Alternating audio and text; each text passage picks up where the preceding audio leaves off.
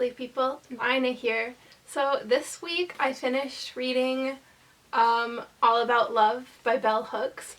I loved this book so much. I thought this book was so good and it's so interesting and just eye-opening.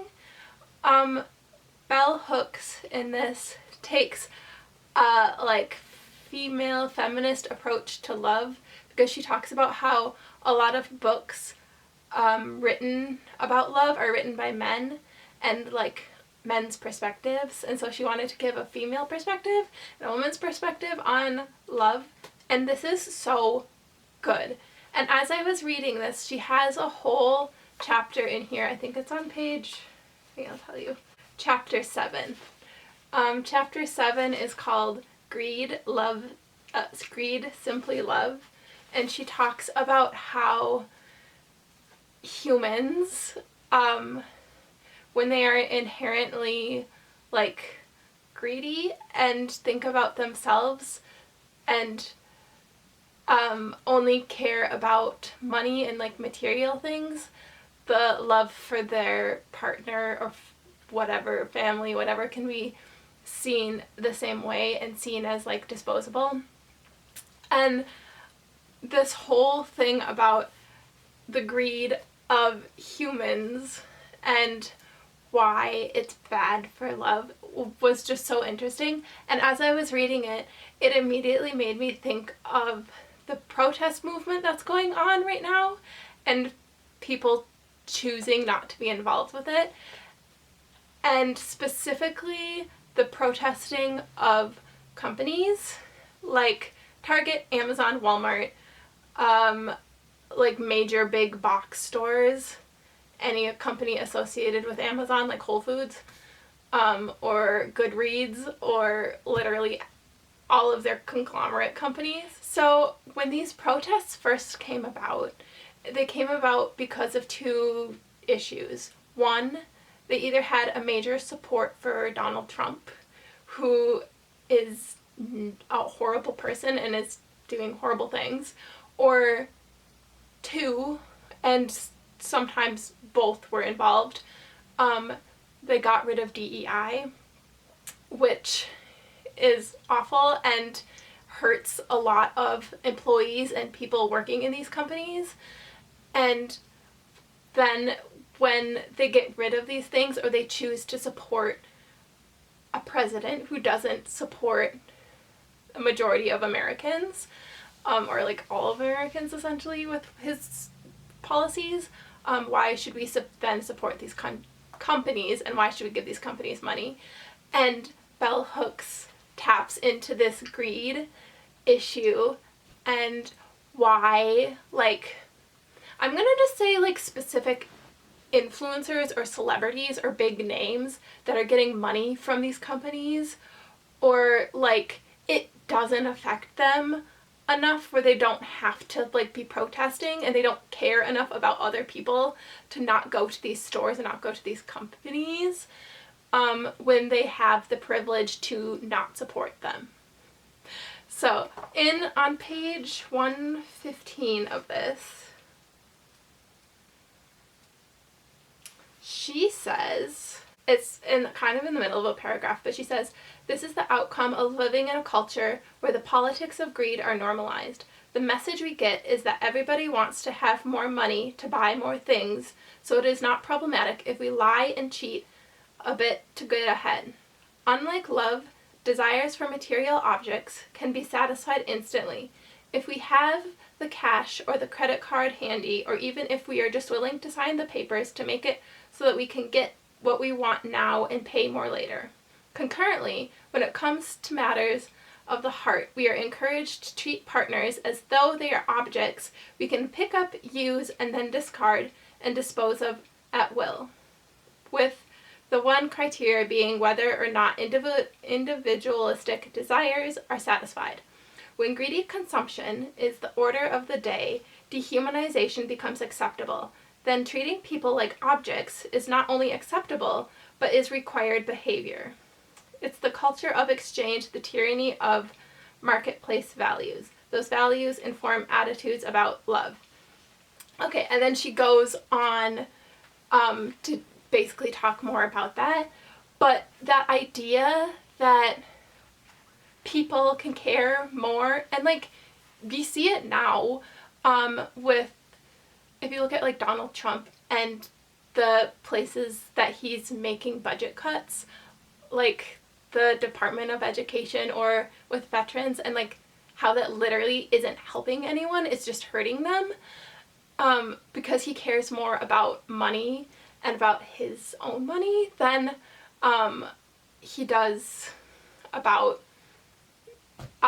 Americans and humans.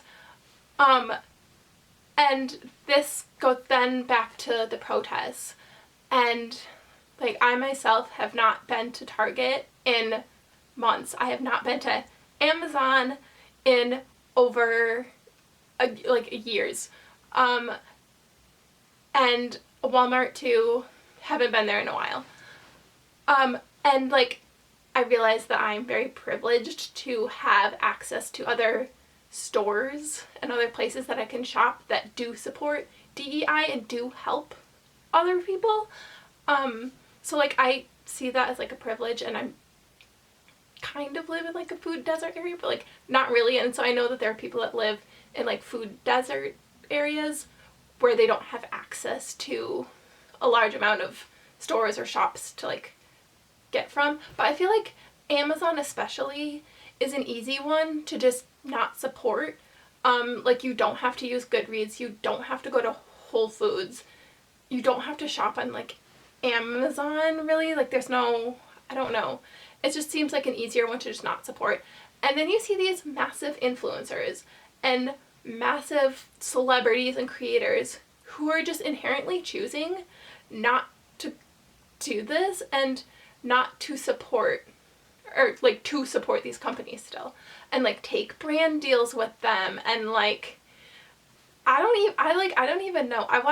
There was a YouTuber the other day that I used to follow and I don't anymore. But she like posted a whole thing about like shopping at Target because she was just like bored, and I was like, we don't have to do that, and we shouldn't be supporting them because they're not adhering to DEI and therefore making American lives worse by not upholding their DEI policies. So like why would you want to give money to a company like that?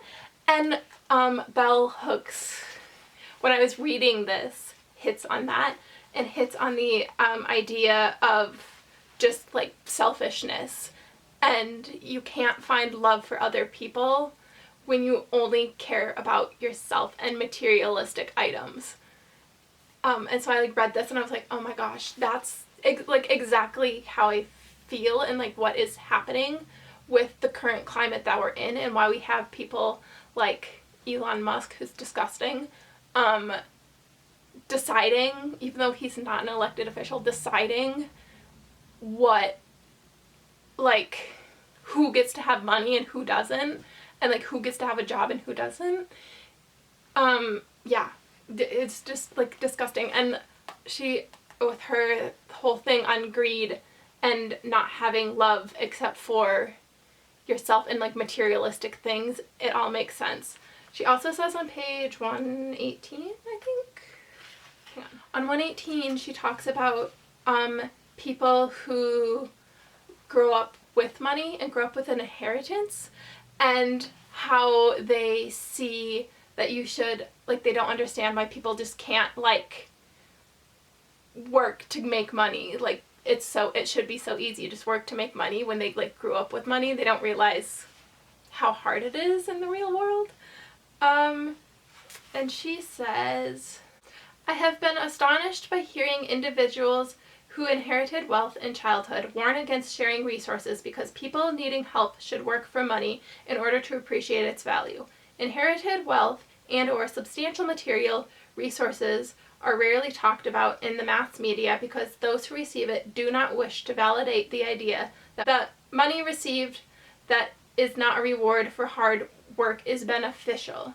Their acceptance and use of this money to strengthen their economic self-sufficiency exposes the reality that working hard is rarely the means by which enough of us can gain enough access to material resources to become wealthy.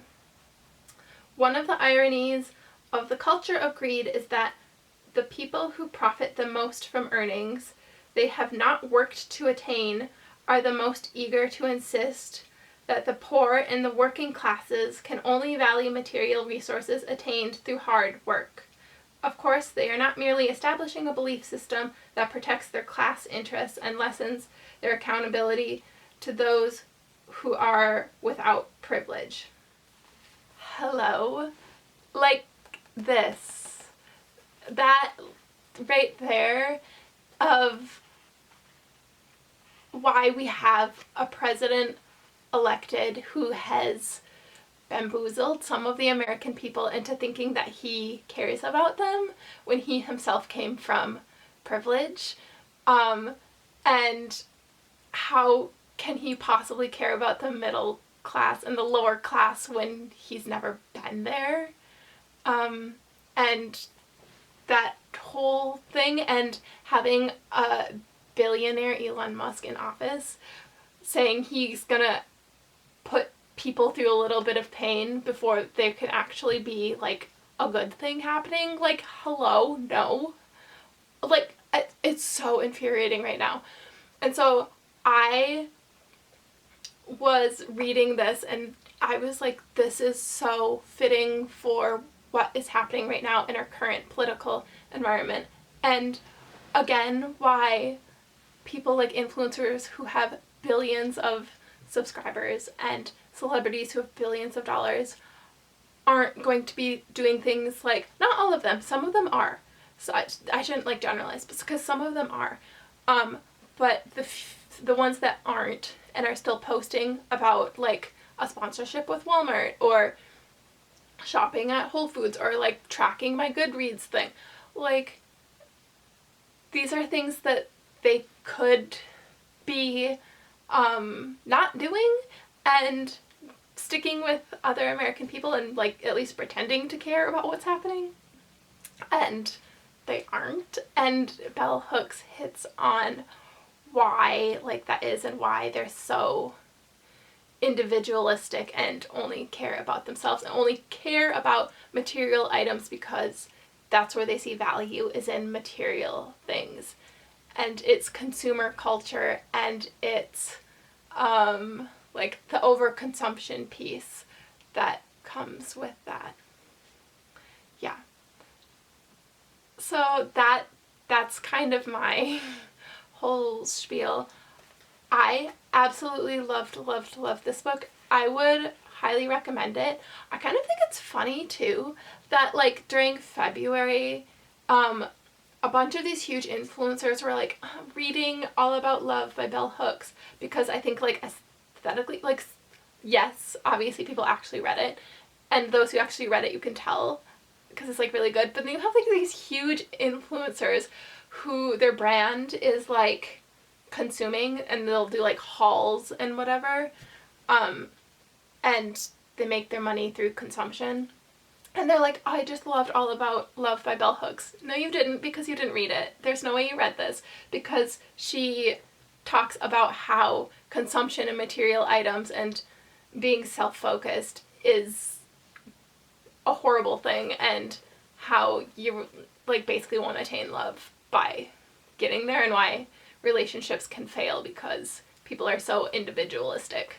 So I like see those like influencers who like will talk about like, oh, I'm gonna read, or like reading All About Love by Bell Hooks. Also, here's my $5,000 Target haul. Like they just don't go hand in hand.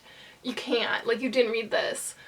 So I would highly suggest reading this, and her theory based about this. And it's got not just like there's the one that I read on like greed, but there's also like love when it comes to like family, love when it comes to like relationships. There's a whole thing in here on self-love and how we think of self-love as like can be kind of like greedy, and why like there's a whole quote in here on like how you can't love someone else until you love yourself. and how she like didn't understand that until she started writing. And I think that's so true, and that if you try to fill your life with materialistic objects and consumption, how you're never going to be able to achieve self-love, and instead of filling it with love, then you're just filling the void with material items. And if you don't care about other people, you are not going to care about yourself, and it's just like a whole loop. I absolutely loved this. And it was really eye-opening, especially with like the protests that are happening right now, and not supporting these companies who are not supporting American people. I myself have not been going to these companies and have not shopped there in a while. And if you can, I know like obviously some people don't have the privilege of being able to not shop there, but if you can not shop there, or at least limit your shopping there, and then not support any like Amazon affiliated products or like apps like Goodreads, I'll list it all down below too so you can check. But like it's been working because their stocks have been crashing, so like, and people like aren't supporting it. And I've seen a good majority of Americans who are like, I'm not going to Target, Walmart, Sam's Club, Amazon anymore, and they like have stopped supporting it. So like it's working. A lot of people are doing that and giving up on the consumption piece and focusing on helping other people instead, on like our White House currently. But yeah, that's what I found. I really loved this book, and I would really recommend it. I've gotten through one book so far in my March TBR, but this one I just spent so much time with and I just loved. So if you have the time and you want to pick up a good book, the audiobook of this is also really good. She does the audiobook, and I can link it too if you want. They had this through, I borrowed this book from my sister, but they had this also through my library, and there's also a free audiobook on YouTube, which I can link below. If you for whatever reason don't have access to like a physical version of this, or like an audiobook or a library or whatever, I can link it down below. And it's good. So yeah, that is it for this week's video. A little bit of a political tangent, but it's been like a lot recently. And if you're watching the news like me, hopefully you'll understand where I'm coming from. Yeah. That is it for this week's video. I encourage you to pick up a book this week and read a good book. A banned book maybe. This one, if you want to read it. I think I want to read another book by Bell Hooks. So yeah, this one was really like eye-opening. I was like, okay, I want to read more for writing. So yeah, that is it for this week. I love you all, and I will see you next Friday with a brand new video. Bye!